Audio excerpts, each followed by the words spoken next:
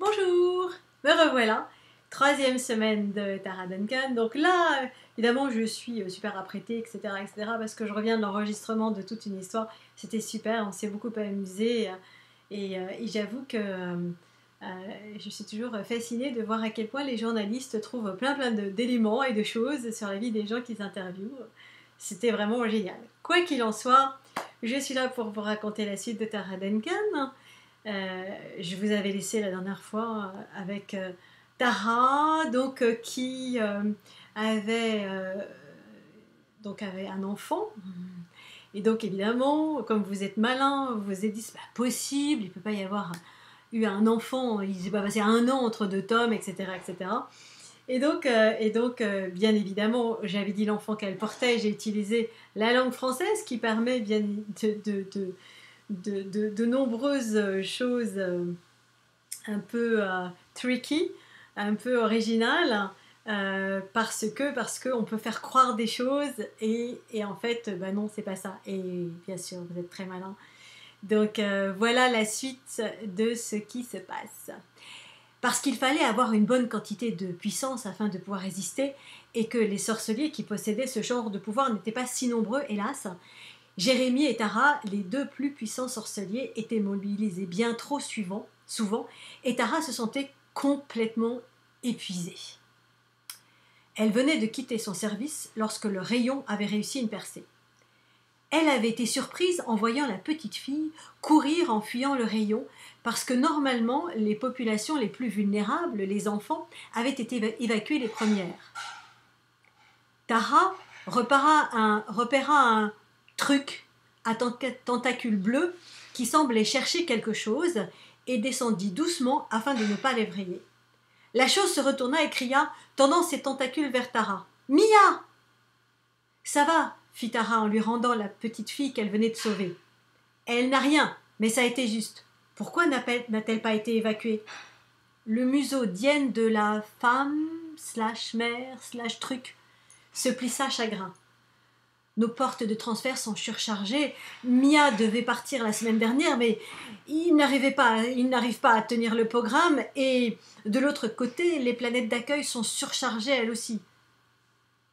Et puis, nous savons que les autres mondiens ne nous aiment pas. Ils nous parquent dans des camps et ont peur de nous. Cela ralentit encore le processus, hélas.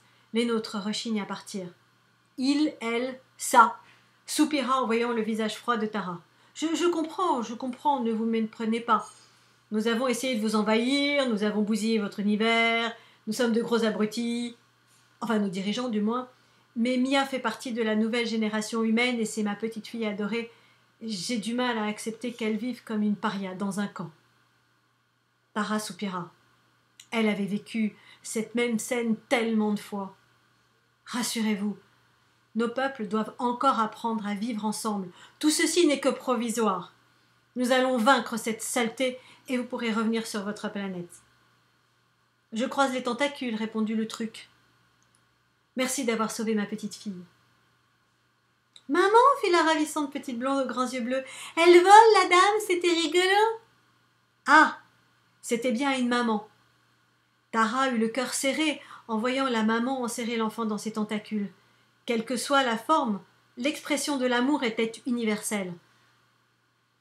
Tara les salua et décolla, activa son bracelet et disparut dans le ciel. Pour réapparaître dans l'espace, à l'endroit où était censé se trouver le vaisseau des démons. Sauf qu'il n'y avait aucun vaisseau. Juste le vide. Heureusement, la confiance de Tara dans les gadgets de Murmure était assez limitée.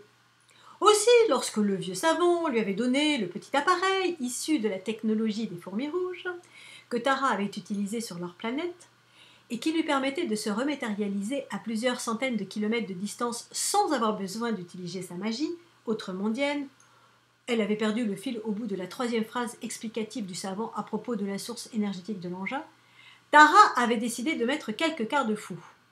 Comme par exemple de demander aux âmes démoniaques qu'elle portait d'improviser un bouclier d'air autour d'elle au moment où elle se dématérialisait, juste au cas où. Bon, le seul souci, c'était que l'air contenu dans le bouclier allait se vicier rapidement. Elle avait donc deux choix, soit retourner sur la planète, soit retrouver le vaisseau. Tara ne réfléchit pas très longtemps. Elle ne voulait pas utiliser les portes de transfert surchargées. « Dites les filles !» fit-elle mentalement aux âmes démoniaques enfermées dans des pièces d'armure et de bijoux qu'elle portait. « Est-ce que quelqu'un aurait une idée de l'endroit où pourrait se trouver ce foutu vaisseau ?» Les âmes ricanèrent. « Aucune idée. Mais nous pouvons sentir les âmes emprisonnées par les démons un peu plus loin sur ta gauche. Tourne la tête à 50 degrés et regarde derrière la petite lune. » Tara obéit. Quelque chose scintilla. Tara n'était pas sûre parce que l'étrange métal dans lequel étaient construits les vaisseaux démons était noir. Je n'étais pas pratique quand on voulait localiser les dits vaisseaux. Bon, autant aller vérifier. Machinalement, elle fit un pas vers la lune et ne bougea pas d'un poil. Évidemment, dans le vide, sans une poussée externe, elle ne risquait pas d'avancer. Et l'air se viciait de plus en plus. Elle réprima fermement la panique qui montait. Et voilà. Oui, je sais, vous me détestez. Oui, je sais. J'ai conscience du fait que vous me détestez. Eh bien, écoutez, la suite, la semaine prochaine, mercredi prochain, la même heure et le même rendez-vous, non pas du tout la même heure, parce qu'en réalité, je ne sais jamais à quel moment est-ce que je vais le faire, mais en tout cas, ça sera probablement mercredi prochain, sauf si j'ai plein de trucs à faire, genre interview ou des choses comme ça. Mais je suis très contente de vous raconter tout ça, j'adore vos réactions, j'aime beaucoup tous les commentaires que vous mettez, je trouve ça vraiment super. Et voilà, tout ça va continuer jusqu'au jour de la sortie où après vous allez pouvoir découvrir ce qui se passe dans cet homme. Je vous fais plein de bisous et je vous dis à la semaine prochaine.